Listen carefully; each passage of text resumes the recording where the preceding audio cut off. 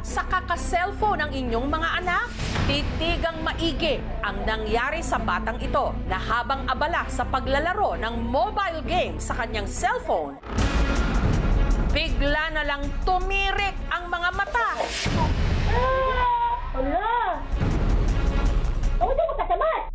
At nanigas ang katawan. Muntik pa nga itong matumba at malaglag sa kanyang upuan.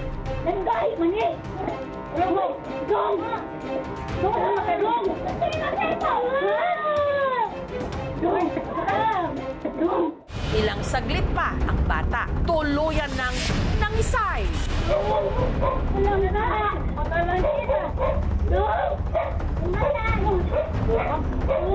Primero pa man gina nga na ingon anak mo bito tong gikuyawan kog maayo. Nang kuyawan ko ato kay akong anak og naunsa siya atong hitabua. Ang hinala ng pamilya kung bakit biglang nag-seizure ang bata. Baka sa palagi niya paglalaro ng cellphone. Ano nga bang epekto sa utak ng labis-labis na kaka-cellphone?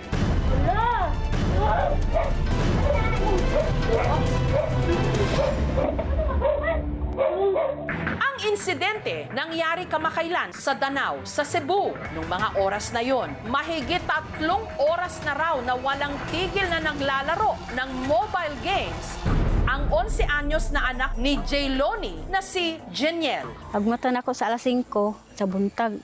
Wa na akong cellphone kay gikuha na ni Tamas kay nagduwa na siya sugod diha sa pikas. Gikan mi ana sa simbahan. Pagkaman ako dito ili sa amo ning ari ko diri sa bahay sa kong anak. Ning kuanan ko na siya nga nag cellphone.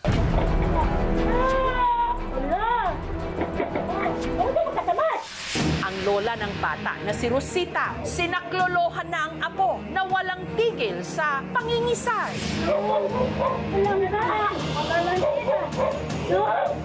Nagsisigawan ang aking ina na nahibunggay kong sikin gitabang atong higayuna. Nahibung naman ko nga pagkuan ako sa bata nga bisurya pag may mata. Nilagong kayo ang iyang nga bilas ng iyang naong. Ang kanang iyang kamot ang gahi ug maayo. Bisag unsaon ako og kuan nga maulian ang iyang kamot, gahi lang gid gihapon kaayo.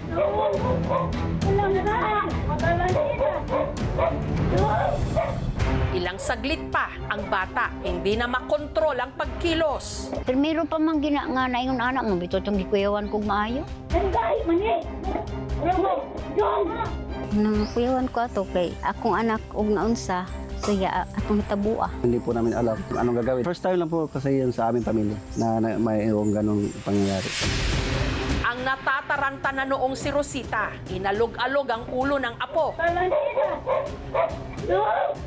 Ako gani atong na kuyawan kasi kung saan ako kuan ang iyang babagahi magid kaayo.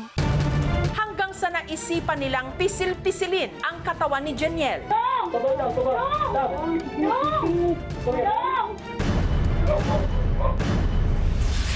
Makalipas ang ilang minuto,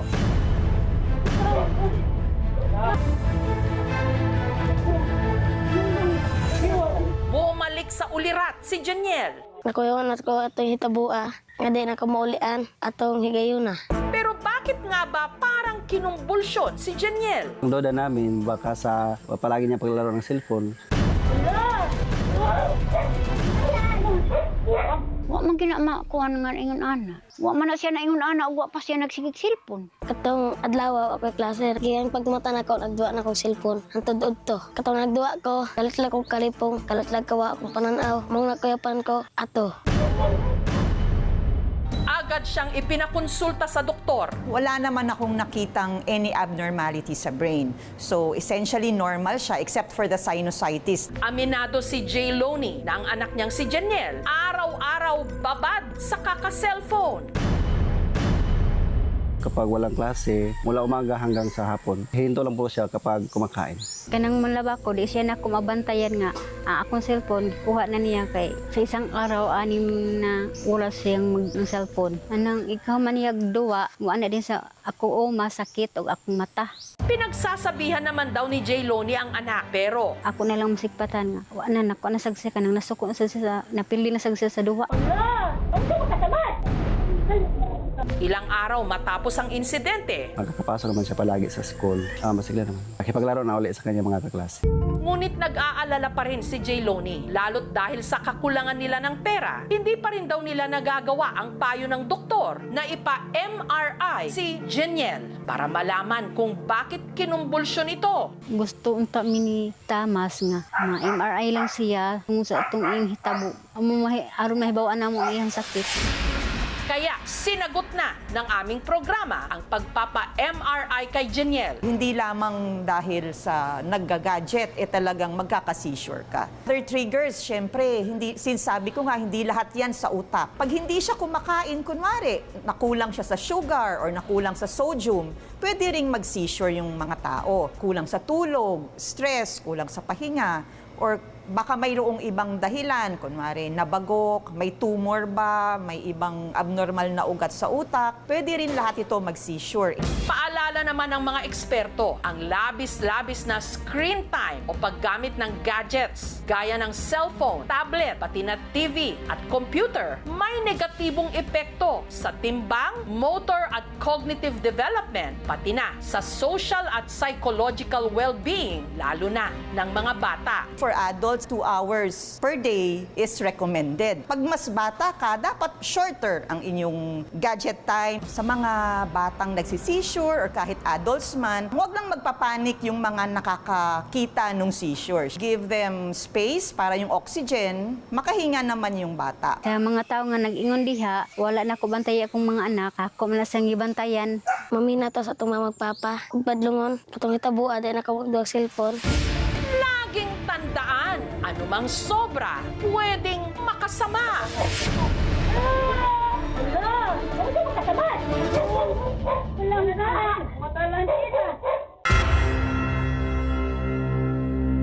Saan ito sa Cebu na sa unang tingin para lang bakanting lote?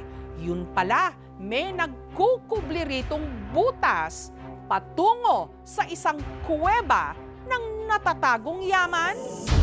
Pagtawid sa Mandaue-Mactan Bridge sa Cebu, pagdating sa isla ng Lapu-Lapu, sa gitna ng mga pabrika at mga bahay sa Barangay Paho, may bakanting lote sa gilid ng tulay na kung titigang maigi, doon lang mapapansin ang butas na ito. At sa loob daw nito, may natatagong kayamanan.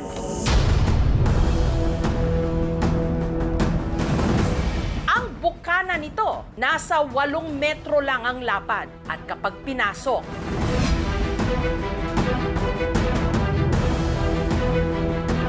may 2 itong lagusan na parehong may 13 baitang pababa. Pagkalagpas ng makipot na daan, pagdating sa baba, may napakalawak na bulwagan. Dito, may mesang gawa sa bato. Sa sahig naman ng kuweba, may pormang tatsulok. Nasa dulo, may parang bathtub. Habang sa loob naman ng tatsulok, may 2 balon. Ang balong hugis bilog, nasa 4 feet ang lalim. Habang ang balon na hugis parisukat, 1 foot lang ang lalim. Pagtingala, may rock formation na may tumutulong tubig na sinasalo ng mga balon. Ang mag-asawang Renato at Lorna na nakatira 300 metro lang mula sa kuweba, araw-araw bumababa rito para mag-igib. Paghugas, paglabaon, pagito. Hindi man siya madulas at hindi makati. Puting-puti ang labahan. Magtiis na lang kasi walang tubig doon sa tinitirahan namin. Si Jasmine, ang caretaker ng kuweba na siya ring araw-araw na naglilinis sa loob. Kasi yung mga tao, minsan naliligo sila, itinapon nila yung mga sachet ng shampoo. Ako yung naglilinis talaga. May bahay naman daw noon si Jasmine, pero dinimolish ito noong 2021.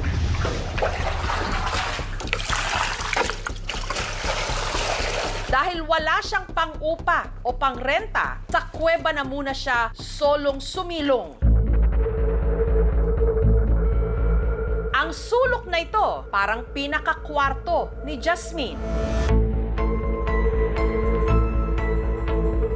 Maraming lamok, madilim.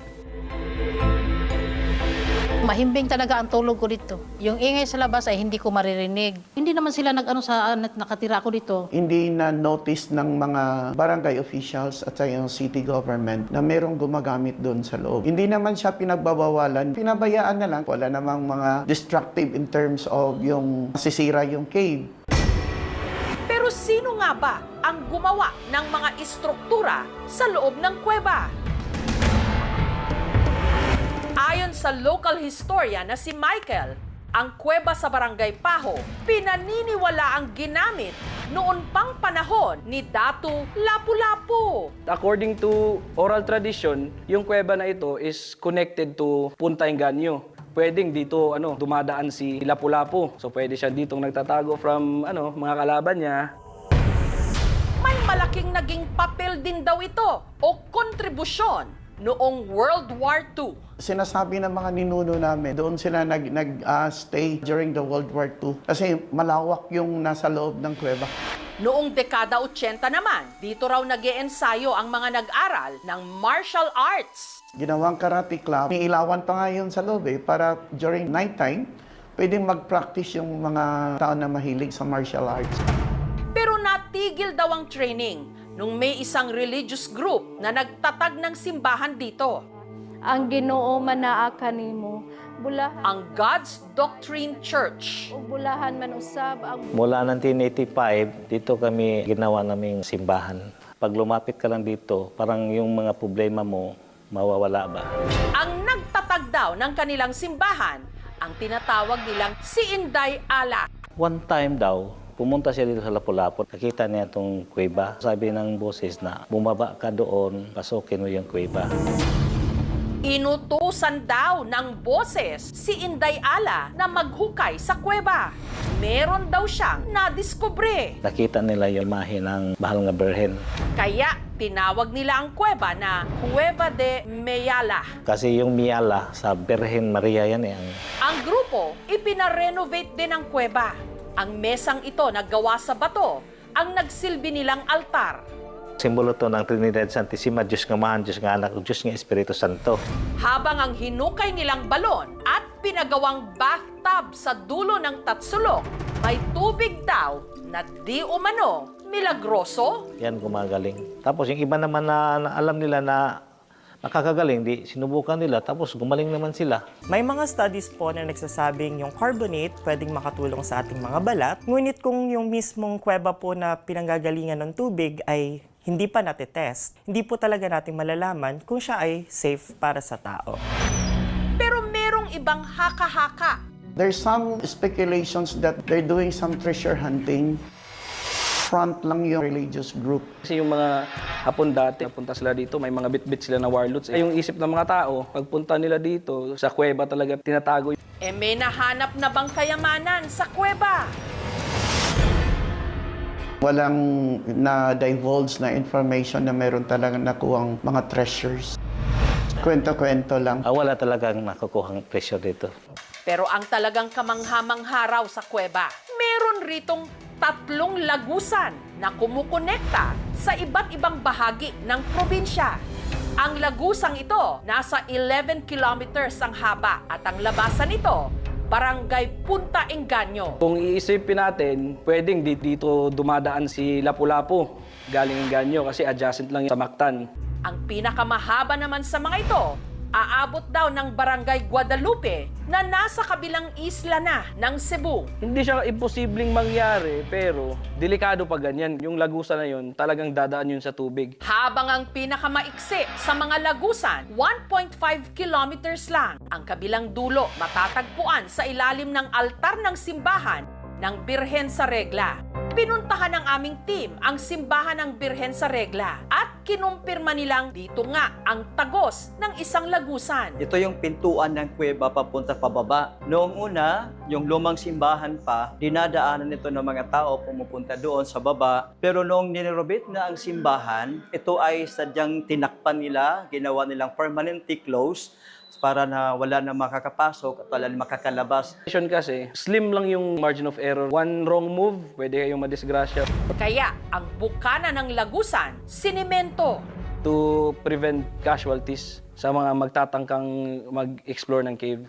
Taong 2011 naman, ipinasara ang kuweba matapos mabili ng isang pribadong kumpanya ang lupang sakop nito. Pero patuloy ngayon ang negosasyon ng local government unit ng Lapu-Lapu para formal na itong ibigay sa kanila. If possible, i-donate na lang yung kuweba to preserve the cultural heritage. Kaya kung titignan natin yung actual location ngayon, hindi siya naisama sa fencing. Since the cave is adjacent to the bridge part, it will add attraction to the development of our tourism. Napakarami pa rin talagang pwedeng madiskubre sa ating mga bayan-bayan. Malay nyo, yung inyong mga dinadaan-daanan lang dyan at hindi pinapansin, may malalim din palang kasaysayan.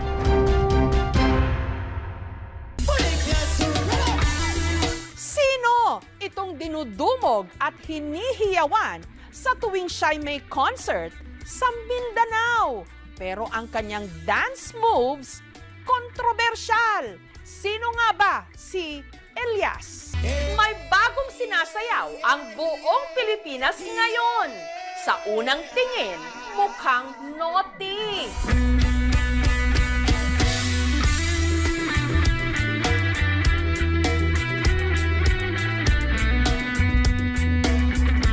Kaya ang iba nagtaas agad ng kilay. Parang malaswa yung sayaw. Pero hindi nito napigilan ang pagiging viral ng dance steps na ito.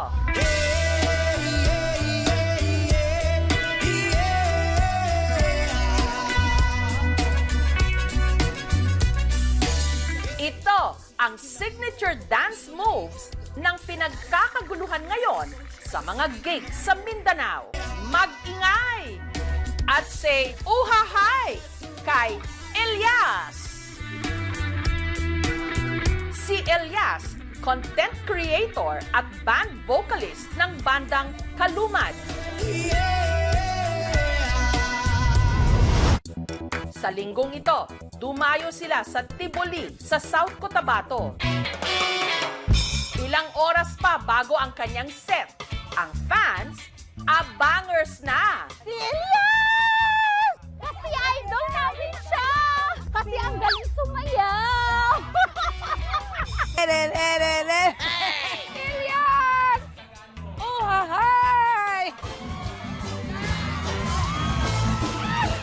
At nung nasilayan na nila sa wakas ang kanilang idolo, ang audience hindi magkamayaw. I love you sa todo!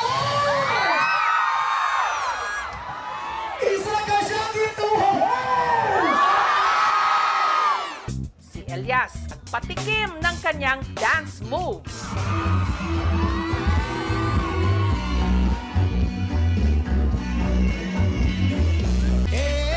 Elias, paano nga bang iyong step by step para sumakses? Childhood dream daw talaga ni Elias na mag-perform. Ang kanyang talento nahasa dito sa kanilang bukid sa Magpet, North Cotabato. At ang kanyang naging mentor, ang kanyang tatay Elias Sr. Bonding daw kasi talaga nilang mag-ama ang kumanta habang nagtatapping o nangungulekta ng dagta ng rubber tree. Pag magtatrabaho kami, kumakanta siya palagi. Alisto ka! Magsakay ako ng kalabaw, magpakain ng damo, tapos dinadala ko yung lyrics. Ginapractice ko araw-araw hanggang sa kabisado na. Umaga, April Boys at saka Aegis kasi mataas pa yung boses ko. Ngayon, hindi na. Masarap na lang. Ay! At sa mga nagsasabing mahalay ang pinauso niyang dance steps, Ayon sa kanya, inspired daw ito ng kanilang hanap buhay. Kapag nagkakat ka kasi ng rubber is pag ganon. Ito ang puno, tapos hawakan mo yung puno, tapos kailangan mo ganito ang knife, hanggang ganyan, hanggang ibaba. Kaya ginawa ko, kumbaga ganyan, tapos ay! Ganon. Siguro nasa kanila na lang kung ano yung iisipin nila. O din yung punuan sa guma mga dol. Bata pa lang, nagtatapping na raw si Elias. Araw-araw kami masama sa nagkakat ng rubber, 3 AM. Tapos mag-aral ako paminsan-minsan nga. Kapag mag-school ako, mabaho pa yung kamay ko sa rubber. Pero kapag naibenta mo na, humot na yung kwarta. Dagta ng rubber tree ang kanilang hanap buhay. Sa pagtatapping, kumikita ang mag-ama ng 7,000 pesos kada ani. Kayo na makatabang sa mga, kuha na mo pamugas, sa gastos na mo sa among panimalay, maura gid among ginasaligan. Grade 2 lang daw si Elias nung ang kanyang nanay Ninita na masukang domestic helper sa Bahrain. Bilang isang ina, sobrang hirap talaga kasi siyempre na malayo ako sa kanila. At hindi maiwasan na iiyak ka na lang na mag-isa kasi hindi ko sila nakikita, hindi ko sila nasusubayan araw-araw kung anong ginagawa nila. Pero masaya ako na ganyan na siya ngayon. Namimiss ko siya. Gusto ko palaging makikita siya araw-araw. Kaya hindi ko mapigilan na maging emosyonal kapag magbanggit ako ng pangalan ng nanay ko. Basta pamilya ang pag-usapan, yan ang weakness ko. Dahil nasa abroad ang kanyang ina at madalas naman nasa bukid ang kanyang ama, ang kasakasama raw ni Elias noon, ang kanyang Lola Miriam at Lolo Marciano. Dili man bugoy na butaan man. Sa dagan namong ako, hinigugma gyud na mo si Dibdib, mo gyud nang gimahal na mo. Sa kanila ako natutulog araw-araw. Sila din ang nagbabantay sa akin, sila ang nagbigay ng allowance. Inspirasyon ka. Dahil sa kanilang pagsisikap, nitong 2023 lang, nakapagtapos si Elias ng criminology. Malaking tulong sa akin. Nasasanay na yung katawan ko sa natrabaho na ganon. Andito na naman ako, namumunat sa kabukiran. Pero sa halip na maging pulis, sinunod daw niya ang sigaw ng kanyang puso, ang mag-perform. Inumpisahan niya sa pagva-vlog. Ipinakita ang kanyang buhay sa bukid. Dili po na mawala tong kagandahan diya. Ay! Hanggang nagpasample ng kanyang boses at dance moves. And the rest is history, ika nga. Si Elias na imbitahan na ngayong magtanghal sa iba't ibang mga probinsya ng Mindanao. Napupuno talaga ang isang area kapag nagigig kami. Nararamdaman ko sa aking sarili is proud na proud, masayang masaya. Maraming fans na rin daw ang nagdi-DM o direct message sa kanya. Sinasabihan nila ako na, pwede ba tayo na lang? Pwede bang magkita tayo? Matawa lang din kasi mabait naman ako na tao at saka masarap din. Sa mga humuhopya o umaasa kay Elias, awat na! Tapos na ang laban. Meron nang nanalo at nagpatibok ng kanyang puso. Si Abigail na aminadong selosa. May fans kasi dati, humalik talaga dito. Kasi very territorial ako eh. Yung akin. Tapos ngayon, na-realize ko na since nag-expand na yung circle niya, yung mga tao na nakakasalamuha niya, kailangan ko talagang mag-adjust. Maliban daw sa charm ni Elias, na-fall din daw si Abigail sa puso nito. Makita mo talaga na maganda yung kanyang heart. At meron na rin pala silang anghel, si Apollo. Si Elias talaga is super hands-on sa aming anak. Paano ngayon? Kasi malayo pa sa kanila. Kung ka siyempre, nasanay ka nga perminti mo sabay. Hangtod niya naabot sa point aing ani, pero okay lang man kay makasabot man po. Hindi biro yung napagdaanan namin. Ngayon, unti-unti na naming naaabot yung mga sinasabi lang namin dati na, hey, Angels ka, unta ka nang makatugtog ka sa kanang big stage. Pang, uli na. Mingaw na ako ni mo, Pang. Buntag!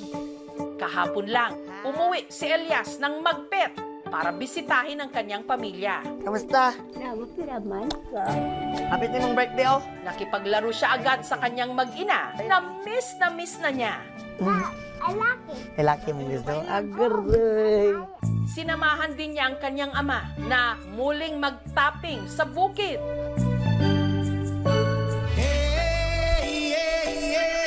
Na sinabayan pa niya ng pagsayaw.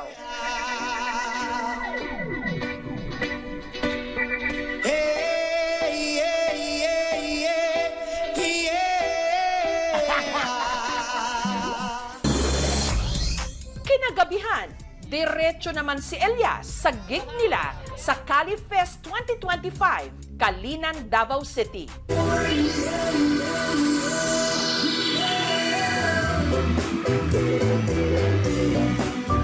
Ang hindi alam ni Elias, may sorpresa mula sa kanyang #1 fan, ang kanyang nanay Ninita, all the way from Bahrain. Stay always humble at laging pasalamat sa Panginoon sa lahat ng na-achieve mo at laging mag-iingat sa bawat event na pupuntahan mo. Tatandaan mo na narito lang kami ng pamilya mo at laging susuporta sa magandang hangarin mo sa buhay. I love you, anak!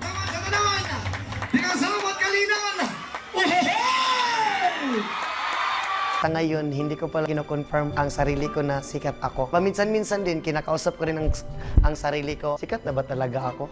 Kailangan ko pa siguro magsipag para maabot yung pangarap ko. Gusto ko kasing whole world. Uy! Pangarap ko na maka-show kami sa iba't ibang bansa. Pangarap na lang man din ako, lubos-lubosin ko na lang. Lipad, saan ang gusto mo? Patuloy ka lang sa mga pangarap mo.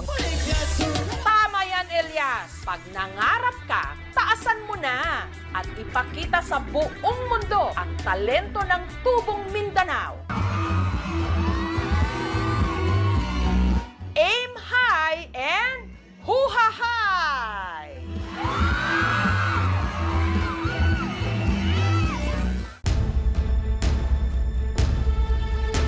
₱1.2 billion pesos. Yan ang nagastos para sa bagong-bagong tulay sa probinsya ng Isabela na isang buwan palang binuksan, bumigay agad. Bakit? Sino ang dapat managot?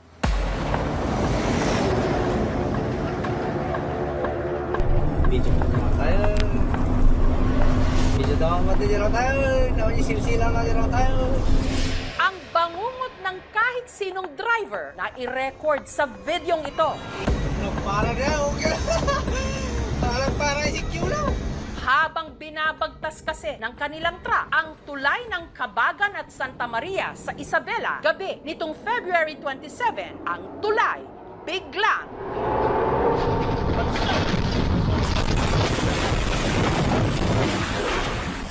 bumigay. Grabe talaga. Isang dump truck, saka isang kotse po. Maganda lang sa view pero hindi maganda ma'am yung gawa nila.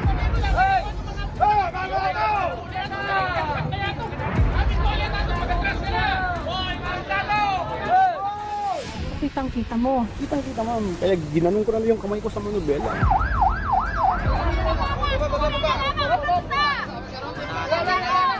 Yan ba yung driver yan? Nung bumagsak yung tulay, ano nangyari sa'yo? Nawalan po ako ng mana. Ito po yung kasama ko yung grabe talaga. Pagpagsa po namin, medyo masakit yung paa ko. Ilang gabi naman hindi ako nakakatulog kasi ang hirap maka-move on. Paano nangyari na ang tulay na pinagkagastusan at ginawa sa loob ng 11 taon, pinabagsak lang ng isang truck?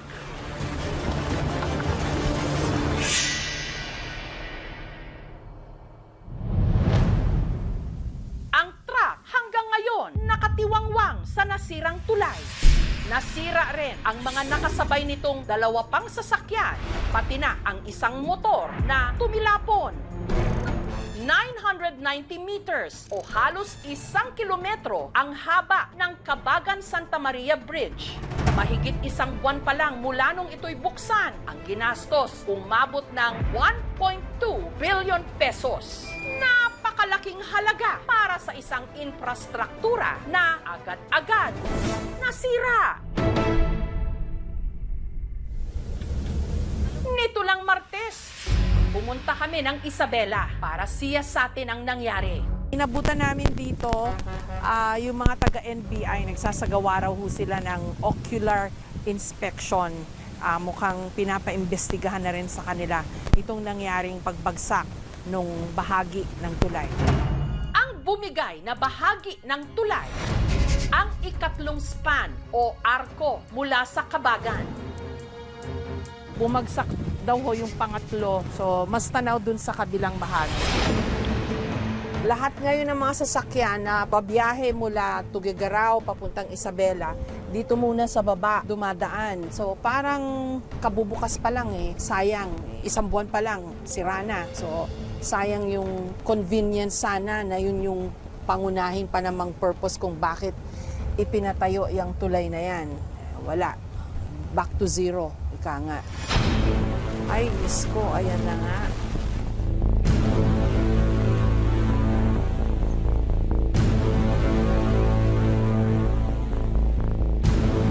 Mahigit isang dekada ang inabot bago natapos ang tulay na ito. 3 presidente ang pinagdaanan nito. Isang buwan lang matapos itong buksan, ito'y bumagsak. 8 tao ang nasugatan sa insidente. Hanggang ngayon hindi pa natatanggal yung mga sasakyan. Andyan pa yung mga bakas na iniwan ng trahedya. Ang sasakyang ito, yupi-yupi, basag ang salamin. Ang driver nitong si Johnny, iika-ika ngayon matapos mabalian ng buto sa paa. Ang kasama niyang si Brian, nagtamo ng sugat at pasa sa ulo. Asan po kayo nung bumagsak yung tulay? Binabaybay namin yan, ma'am. Banda doon sa lapit sa gitna. Nag-weave ho yun biglang gumanon. Umalon? Umalon, ma'am. Tapos? Yung isang brace na kulay gray niyan. Oo. Nasasakyan. Gray, oo. Tumapon ako rito, ma'am. Gumundag yung sasakyan na ganun. Nandun kayo, sa taas? Sa gitna, ma'am. Sa gitna, Diyan sa may putol. So kitang-kita mo? Kitang-kita, ma'am. Kaya ginanong ko na yung kamay ko sa manubela. Nakalabas pa raw sila kalaunan mula sa kanilang sasakyan. Kinuha namin yung bata doon sa Innova. Dahil lumabas yung mother.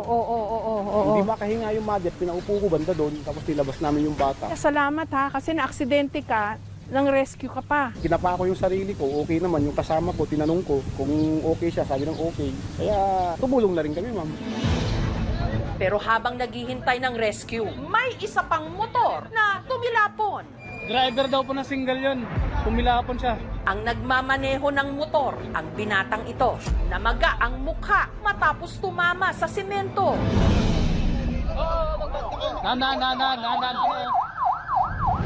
Siya ang 15 anyos na si JP, nagpapagaling ngayon sa Cagayan Valley Medical Center.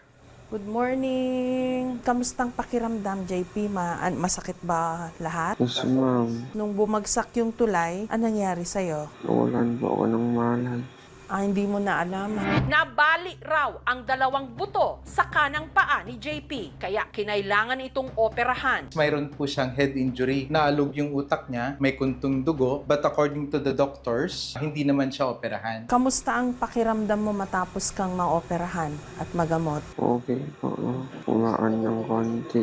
Ang pinag-aalala ngayon ni Tatay Ferdinand kung paano makakaapekto ang nangyaring aksidente sa pangarap ng kanyang anak na maging pulis. Varsity player din daw ito sa basketball sa kanilang eskwelahan. Baka hindi na pwede mag-crema kasi may tama sa ta. Kaya malungkot ako, ma'am. Naputol nga man pangarap niya. Agpalaing ka balong, Di ba ni makayam data taubing ka pa nabit nga agkasya dugtong-dugtong dagi jay tulang mo niya.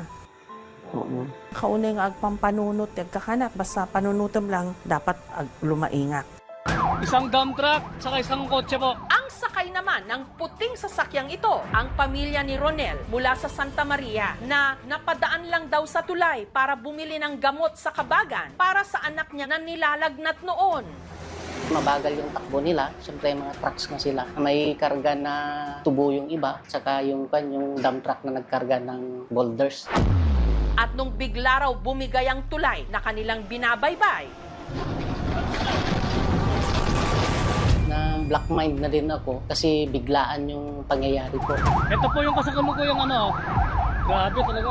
Pagbagsak po namin, masakit yung paa ko. Sinisigaw na lang namin is, Lord, ikaw na ang bahala sa amin. si Ronel may bali sa katawan. Maliban naman sa tinamong compression fracture sa kanyang gulugod, na trauma rin daw ang misis ni Ronel na si Dinky. Ang hirap.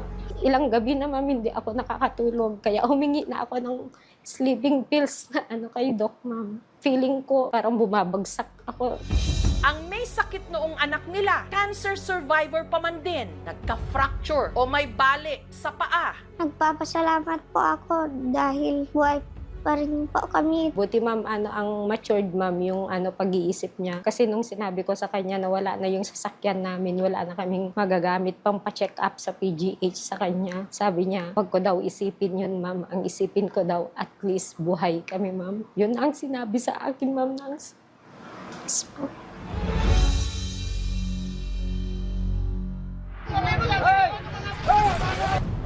Balikan natin ang tanong. Bakit bumigay ang tulay? Ang maximum capacity raw nito, ayon sa Department of Public Works and Highways, 44 tons o tonelada. Samantalang ayon sa inisyal na investigasyon ng mga otoridad, ang isa sa mga sasakyang sumampa sa tulay nung gabing yon, di umano overloaded. Umabot daw ng mahigit 100 tons ang bigat. There was a convoy of heavily loaded trucks passing by. Tatlo sila. Yung una nakalampas. But then yung sumusunod, yun ang bumagsak. The truck was loaded with boulders. We estimated that the total gross vehicle weight, including the truck and the load, little over 100 tons. No? Ang calculations din na nakita ng mga investigating teams, this structure was overstressed by more than 200%. Okay. They have noted that with the collapse of that structure, nag-snap din yung mga rods. It would have been really overweight.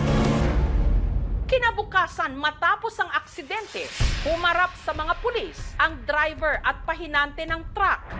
Natuntun namin sila sa Tabuk City sa Kalinga. Ang driver na si Michael at ang pahinante nitong si Leonard, magde-deliver daw sana sila noon ng mga bato sa isang private resort sa Kabagan. Para makatipid ng 1.5 oras sa biyahe, nagdesisyon daw silang dumaan sa tulay na i-record pa nga ito ni Michael. Para na, okay lang. Para ICQ lang.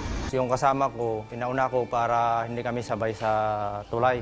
Ayon kay Michael, bago pa sila sumampa sa tulay, meron daw flagman na kumaway sa kanila. Nakita ko yung guard sa Minyas na gumanon siya. Kaya pinapasok kami. Para na, okay lang. Para ICQ lang. Pero habang binabaybay daw nila ang tulay, si Leonard may napansin. Yung pakiramdam parang lumindol. Tumunog dun sa likod, parang naputol na bakal.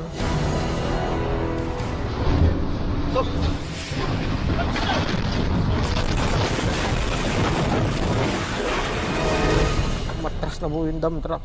Niyampas po daw. Kala ko po mamamatay na ako.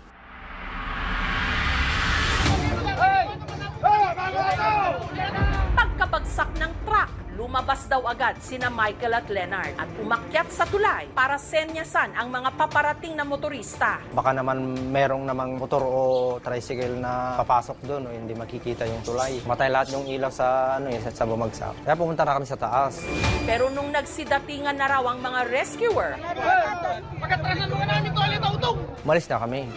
Wala na, hindi namin maintindihan ang mga salita ng tao doon. sina Michael at Leonard nagtamo ng mga sugat at galos sa mukha. Pero paglilinaw ni Michael, hindi totoong mahigit 100 tonelada ang bigat ng minamaneho nitong truck, pati na ang mga dala-dala nilang cargo. Walang 100 tons yun. Hindi pang mining na truck yun. Sa dinami-dami naming tinadaan ng tulay. Wala namang bumigay. Yun lang ang talagang bumigay na tulay. Wala naman po siguro may gusto na maputol na bigla yung tulay kasi di naman namin po inaasahan. Siyempre bago. Alam namin bago matibay. Pati ang forma ng kumpanya na nagmamay-ari ng truck, sinigundahan ang pahayag ng driver. Imposibleng 100 tons ang bigat ng truck, pati na ang mga karga nitong bato. At bilang patunay, tinimbang nila ang anila kaparehong truck na nadisgrasya sa tulay. Ang lumabas na timbang nito, 19 tons lang.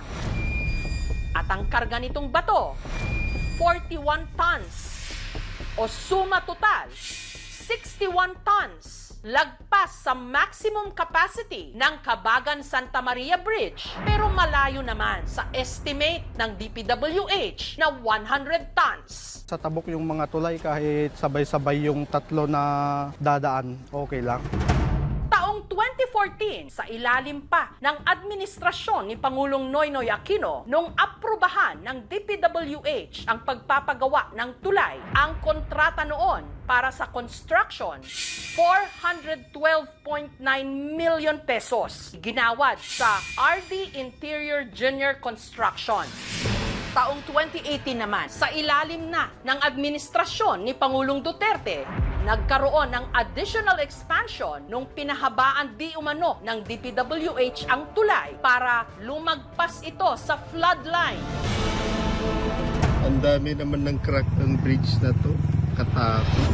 Taong 2023 naman, sa ilalim na ni Pangulong Bongbong Marcos, kahit hindi pa nabubuksan ang tulay, sumailalim ito sa tinatawag na retrofitting o pagpapatibay para maiwasan ang pagguho, lalo na kapag may lindol. Pero makalipas ang isang taon, ang gastos nadagdagan ng 115 million pesos. Hanggang nito nga lang February 1, nung sa wakas, binuksan na ito sa publiko. Pero hindi lang sa Isabela may ganitong problema. Sa Iloilo City, kontrobersyal ang Ungka flyover na inaprubahan ng DPWH at ng LGU taong 2019. Sinimula ng construction taong 2020 at ang gastos umabot ng 680 million pesos. Pero ilang linggo lang matapos itong buksan sa publiko, nasira rin agad. Meron pa ngang mga bumabagsak na debris. Kaya ang ilang motorista napipilitang maglakad pababa mula rito. Lumubog din daw ang flyover ng 2 talampakan.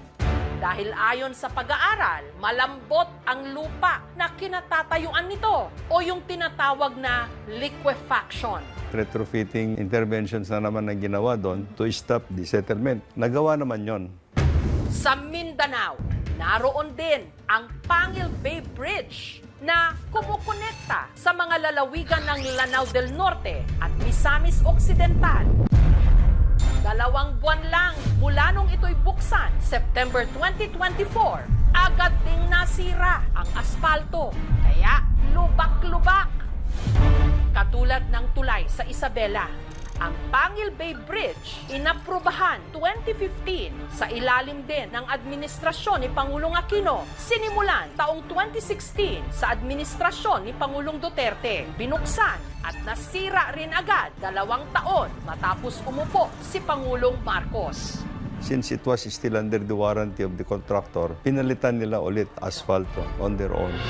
Ang Bantilan Bridge sa Quezon Province at Batangas, nasira rin ng bagyong Paeng taong 2022. Sa taong ding yon, bumagsak ang Carlos Romulo Bridge sa Bayambang sa Pangasinan dahil din di umano sa overloading ng mga sasakyang nagdadaan. Balikan natin ang tulay sa Isabela. Ikinonsulta namin ito sa isang structural engineer, si Engineer Crescencio Natividad. Yung building na po ito ay na-design siya based dun sa AASHTO, that's our bridge design code. Initially ho, ang sabi nila, 45 tons ang maximum capacity Yes, ma'am. nitong tulay. Yun daw pong truck, 102 tons. Yes, So, dun pa lang makikita na talaga bang overloaded po yung truck? Yes, ma'am. Though di ko sure dun sa talagang weight ng truck, as per DPWH, 102 nga siya. Itong nakikita nyo po na dami ng mga bato Yes, na ma'am. tumapon. Mukha nga ho bang 100 tons kaya yung mga batong yan? Sabi ko nga, that's the computation of DPWH. Probably may konting exaggeration. Baka that will include din yung mga other load na naiwan. Nandun din kasi yung mga other vehicle.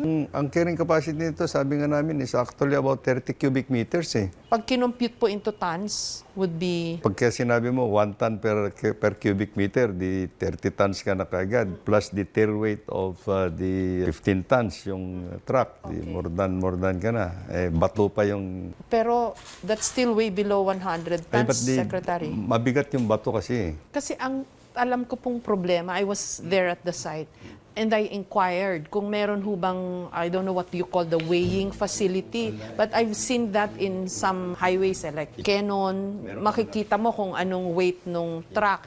Eh that area, wala daw pong ganun eh. Wala kami doon because this bridge, by the way, this bridge has not really been accepted by the department yet. So hindi pa, wala pang formal turnover? Wala Ganun ba? pang formal turnover. Paano ho kaya yun, Secretary? Your bridges can only carry so much. Pero wala naman pong pangtimbang ng mga cargo truck na dadaan. That's really a big challenge actually, Jessica. I can accept that as a predicament. Because we cannot put all the weighing stations in all places, no? At saka itong tulay kasi na ito is in a secondary road lang. Ay, yung mga nakita mong weighing stations are along the primary roads. Ang principle kasi nito, mahaba yung deck natin. Kung solong-solo niya, hindi niya kakayanin talaga. That's why naglagay tayo ng arc na may mga tension rod to help carry actually ito. So hindi lang pala design yung arko. Hindi siya aesthetic. Meron pa tayong tinatawag na transfer of load. Yung load na binubuhat nung deck slab natin, na-transfer siya. Since bumigay na yan, hindi na niya kakayanin yung load nito. Okay. Dapat may other Third team party dapat. na magbabantay din. Mag-check dun sa ginawa ng design, mag-check nung ginagawa ng contractor, aside from DPWH, lalo't mga special project ito. We are actually trying to engage actually the participation of the Association of Structural Engineers of the Philippines to help us out in the process of determining the structural stability of the bridge now so that we can proceed with the reconstruction of the damaged portion or adjust the structure in itself. Secretary, pardon me for saying this. Itong mga infrastructure na ito na ginastusan po ng bilyon-bilyon, nagiging objects of ridicule ng mga tao. Kasi nakikita ko nila na ang tagal ginawa, na perwisyo sila, tapos yung pala, defective yung pagkakagawa. So hindi nila maiwasan isipin, may corruption dyan. Ano hong reaction nyo pag ganun po ang sinasabi ng mga tao? Well, there's a big perception nga na ganyan, but for structures like this, you cannot really afford to compromise the structure as designed. So, if there would be any for corruption, sinasabi, sige, sabihin na natin, it would be very minimal sa tingin ko.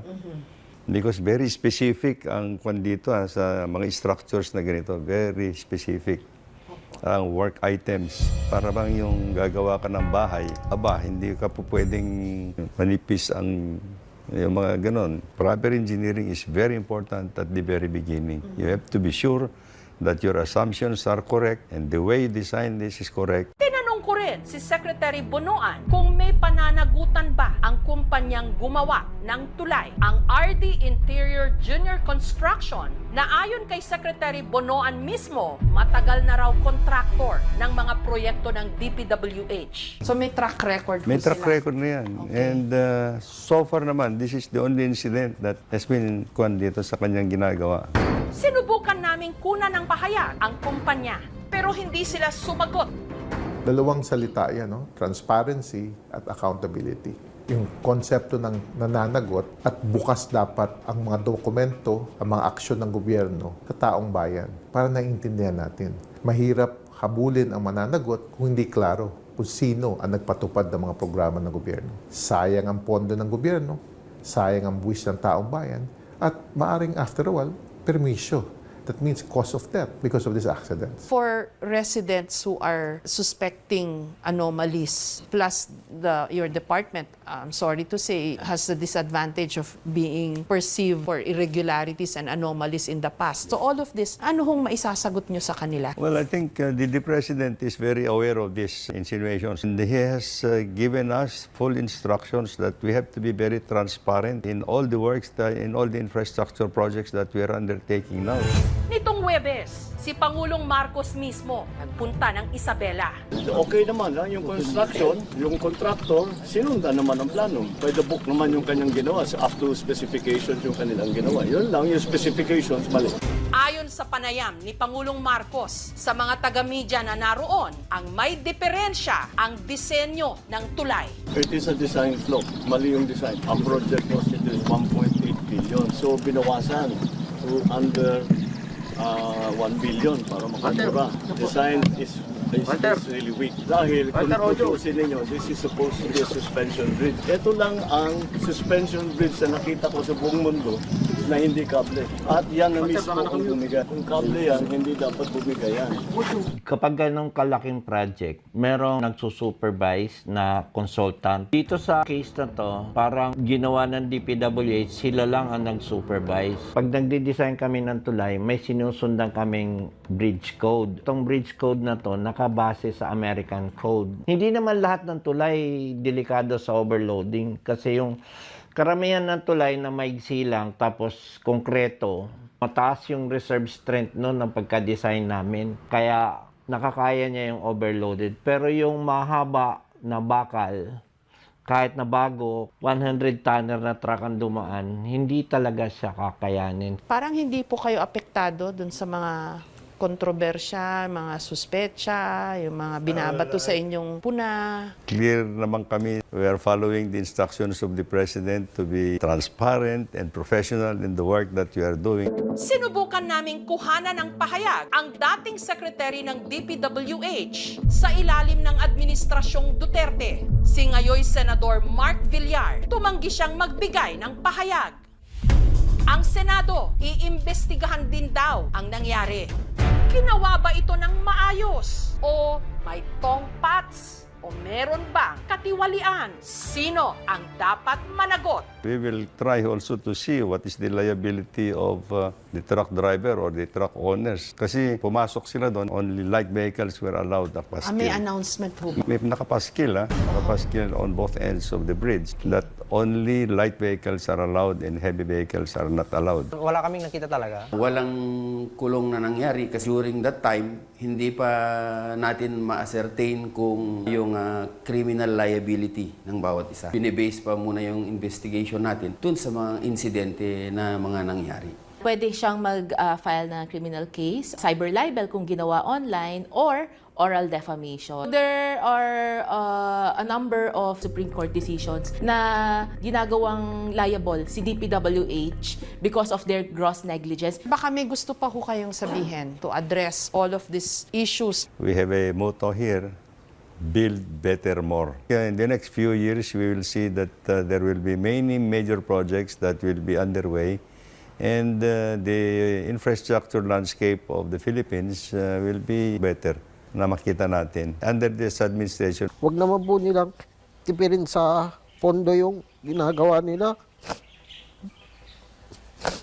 Kaligtasan naman tao yung kapakanan nila, di ba?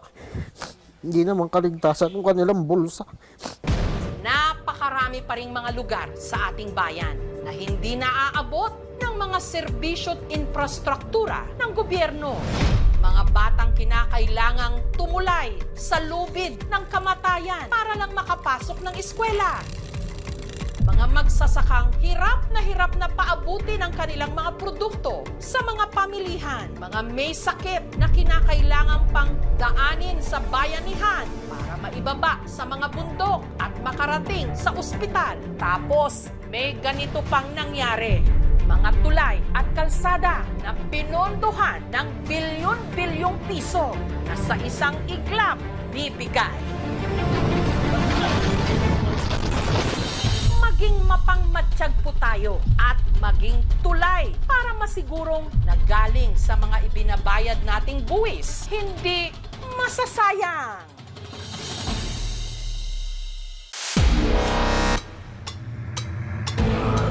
Hindi magkamayaw ang mag-asawa sa video nung nadiskubre nila na ang mga binti ng 3 taong gulang nilang anak halos mangitim na.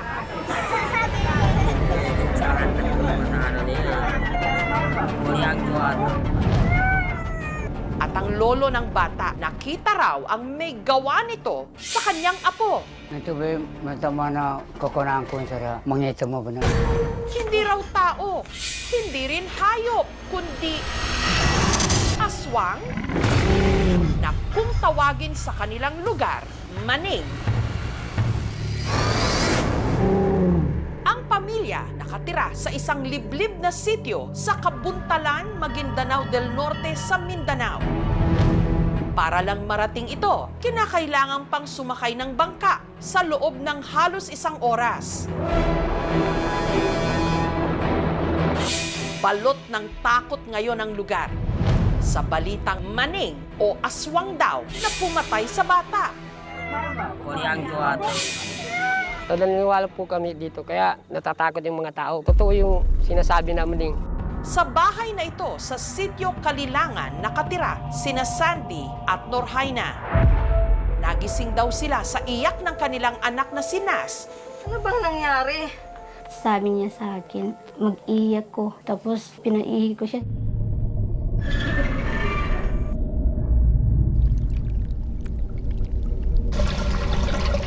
Hating gabi nitong February 27, si Norhaina sinubukang bumalik sa kanyang pagtulog. Pero Nay, sakit ng binti ko. Nagaiyak din siya. Sabi niya, ang sakit ng kanyang binti. dahil madilim sapagkat wala raw silang kuryente, humingi na ng tulong si Norhaina sa kanyang hipag. Ang sabi ko, pagkikuha daw yung light kay tingnan yun yung nangyari sa anak ko. At nung inilawan daw nila si Nas, nagulat sila sa nakita. Namagay yung binti niya. Ang mga binti at hita kasi ng paslit halos mangitim na sa pasa. Doon na mga gamdo. Nabagulyang buniwatan. Nabali, gusto pujisimasima ko.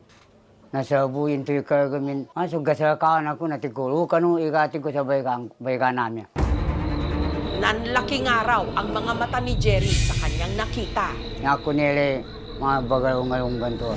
3 anino raw ang nakita ni Jerry na umaali-aligid sa kanyang apo. Ang isa nakatayo sa ulunan nito habang ang 2 pang anino nakatayo malapit sa pinto. Ito ba matama na kukunaan ko sa mangita mo ba? Sinundan daw ito ni Jerry pero lumusot daw ang mga ito sa pader. Nababa na mayabong ba pinto na dako kay. Daan muka mo sa pinto, kana sa akin, minuka ko pa sa pinto may. Sigurado raw si Jerry na ito ang kinatatakutan sa kanilang lugar. Mga nilalang na kung tawagin, maning, na hindi katulad ng di umano ibang mga aswang na lumilipad, ang mga maning sa lupa lang daw nagpapakita at umaatake. At lumalabas lang daw ang mga ito tuwing umiinit na ang panahon. Daan tapang ka, umingka laki, na arang kapaliti ako na kayo na umanan niya ko na manang begang ko. Umantim po na pangilat pananang. Kutob niya, kaya raw nangitim ang mga binti ng kanyang apo dahil kinagat ito ng maning. Kita daw sa kanya, meron daw nagkagat dito. Medyo maliliit. Gusto namin dalhin sa doktor. Na pinakapitan na pansir, tupang kinita amin. At sa albularyo nila dinala ang bata. Umba ko may libre. Umba ko sa balana na kuha na bagumba na nipe kapanikanaan sa pagkasa. Pero ang pamilya hindi kumbinsido sa sinabi ng albularyo. Ano ba ang sinabi ng manggagamot?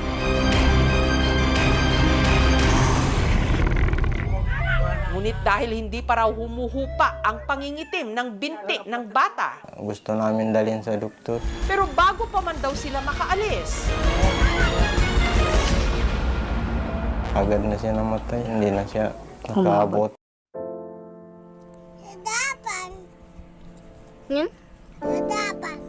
Masakit din sa amin na masakit pagkawala ng anak namin.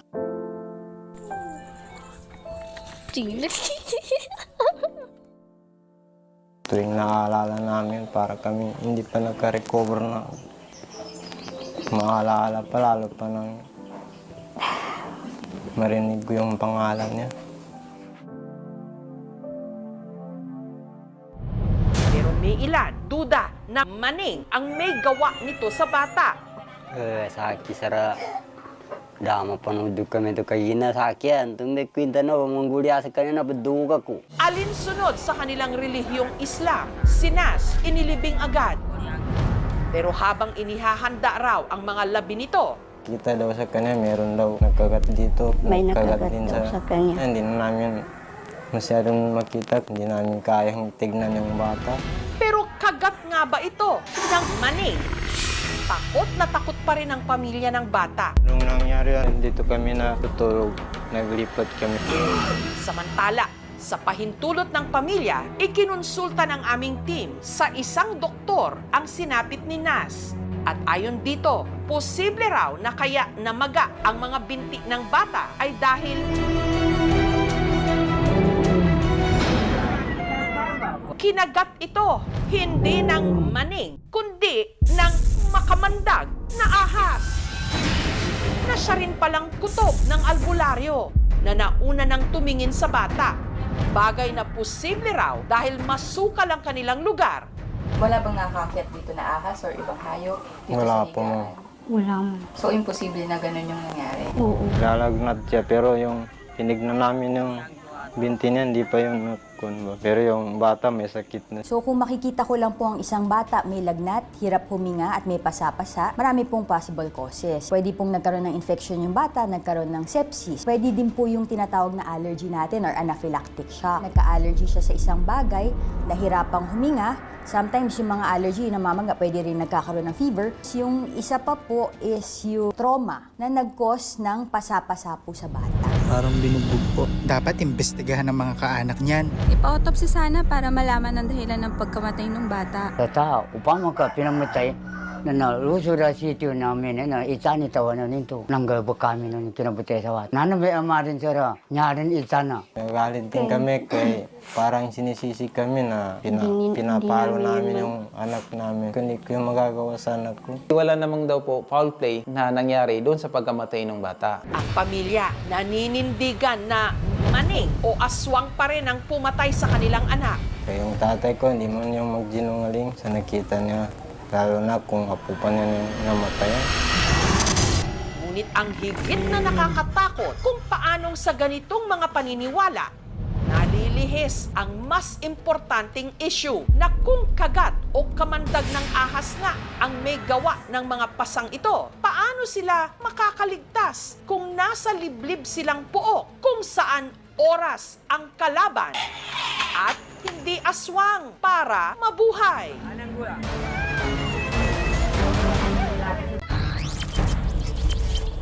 Payag ka bang ipaska ng iyong mata kapalit ng pera? Yan ang pinilahan kamakailan ng mga tiga-Bulacan. Pero may iba, kunukwestiyon kung hindi ba yan paglabag sa privacy ng mga tao. Para saan ba talaga ito? Sitwasyon po ngayon dito sa Plaridel.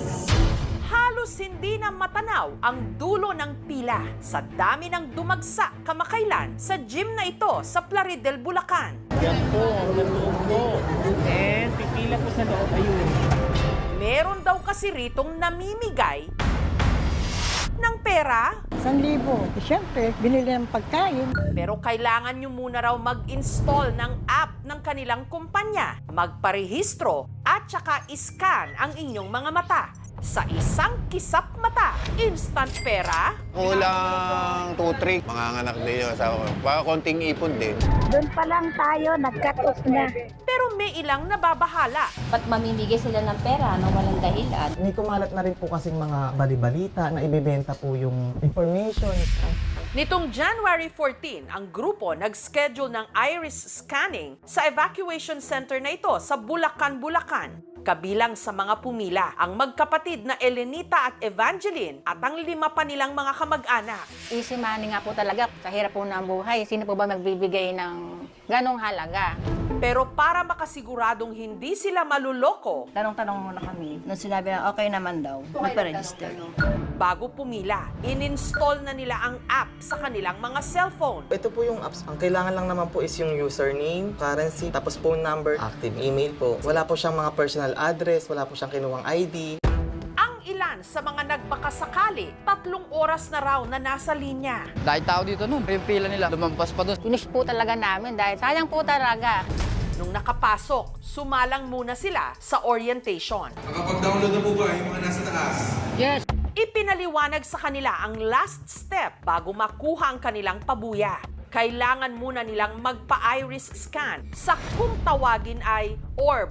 Ang ating iris kasi, gaya ng ating fingerprints, may natatanging pattern na maaaring gamitin bilang identification o pagkakilanlan. Yung mga characteristics naman ng iris natin, meron tayong ridges at meron tayong folds. Yung kanyang arrangement, and it's very unique for each individual. Yung fingerprint kasi, meron tayong 40 markers lang. But with the iris, we can have about 250 unique markers per each individual. That's why it's very reliable when it comes to identifying the identity of each person. Nung nasa loob po ako, nagdalawang isip ako, naku, tutuloy ko ba ito? Na syempre, nagtaka din po kami na kailangan palang i-scan yung mata. Pwede pa kaming umalis or mag-back out pa.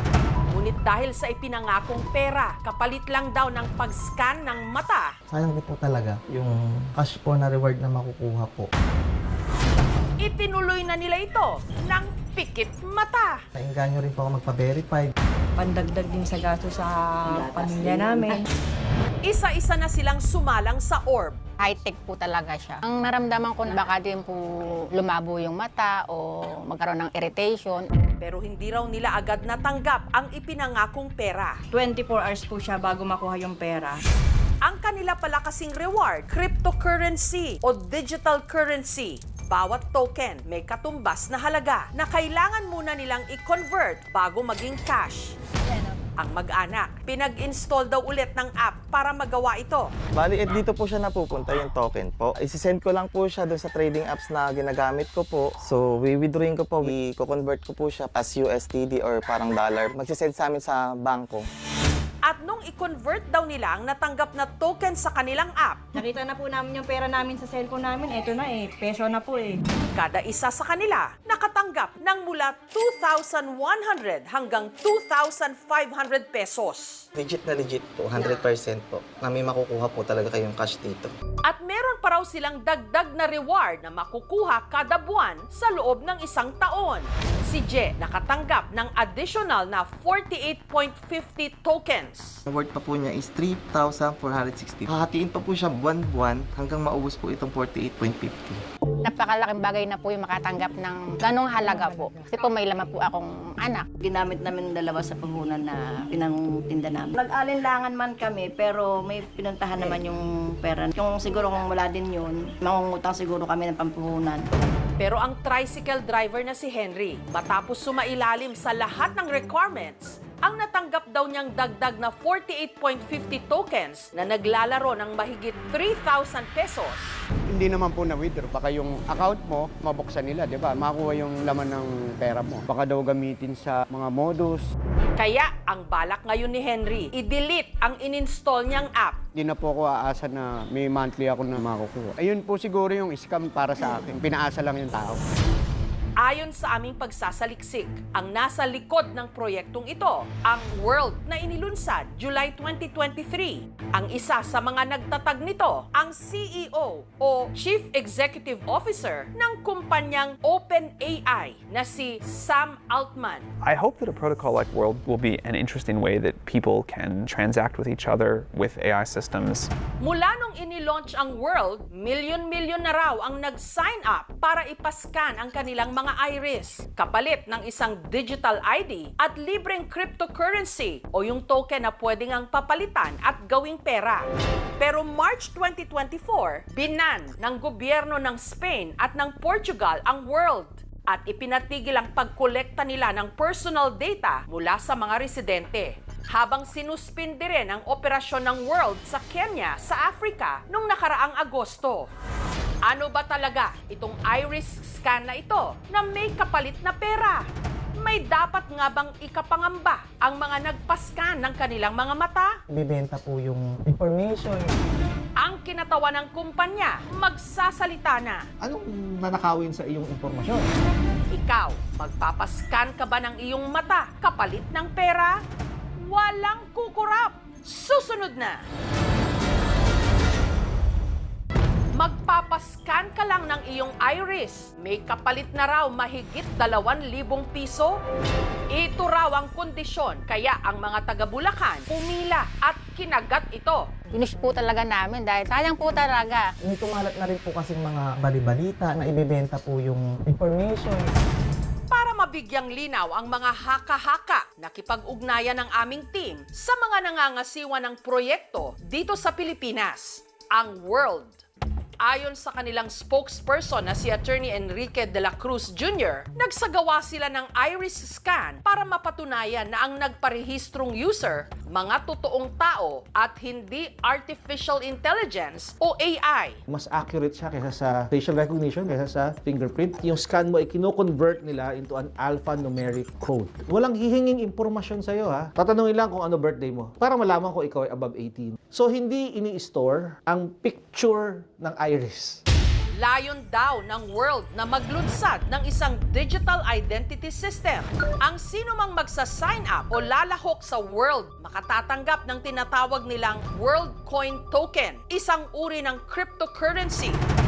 Pero bakit naman kaya sila namimigay ng pera kapalit ng pag-iris scan? A marketing tool, pag na-verify ka, pwedeng magkaroon ka ng access dun sa produkto ng World, which is the World Coin. Para sa mga hindi pamilyar, ang cryptocurrency ay digital na pera. Gaya ng tradisyonal na pera, pwede itong gamiting pambili o pang-invest. Yung value niya nag-iiba because may exchange rate. In other countries, accepted na kasi yung cryptocurrencies. Dito sa Pilipinas, parang medyo mas unknown pa eh. But we're getting there. Hindi siya scam. Makabago at hindi pamilyar, tama.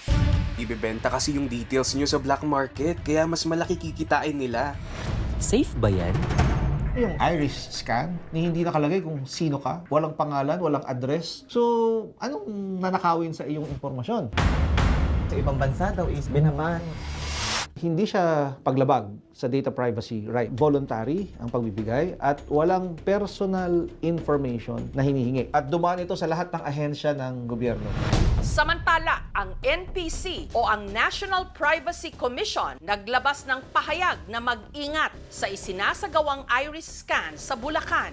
At kahit nag-issue raw sila ng Certificates of Registration sa naturang grupo, hindi raw nangangahulugan na pinahihintulutan o aprobado nila ang paraan ng data collection.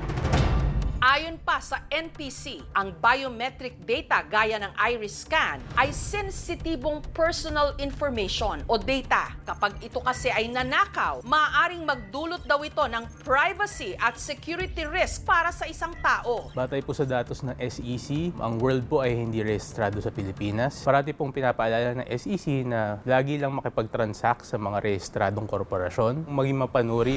There's no need to register the company in the SEC since it is a technology provider with no business operations in the Philippines. Hindi ko siya masasabing 100% secure. Ang problema kasi dito is kung paano nila sinesecured sa database yung mga information. So kahit kasi dinelete mo siya, hindi naman siya totally deleted agad. Kasi meron tayong tinatawag na backup. So may possibility na mahack din siya. Wala namang problema kung ipoprovide mo yung mga personal information mo or yung iris. Ang mahalaga lang is dapat kung safe ba talaga. There was never a recorded incident na merong danger na nangyari when someone was using an iris scan. Hindi natin siya basta-bastang pinamimigay na information because it's very unique for every individual nga. So pwedeng magamit siya sa mali pagka napunta siya sa mga maling tao. Meron po kaming ginagawang online investigation and cyber patrolling na rin since may nakita po kaming mga news and posts regarding that matter. As of the moment, sir, wala po pong data or na-record na incident ang PNP Anti-Cybercrime Group na ginagamit po yung iris scanner. If ever naman po, kung meron mabibiktima, then they can go here sa PNP Anti-Cybercrime Group office para po mag-report. Lahat ng bagong teknolohiya nakakatakot. Sa huli, ang paraan para maproteksyonan ang ating sarili ay aralin natin bago natin gamitin. Bago kami pumasok sa ganyan, suriin mo na lang mabuti para walang sisihan. Huwag tayong maghahaman dun sa konting isinusuhol sa atin. Kung ano man yung intensyon nila, sana naman po yung maganda.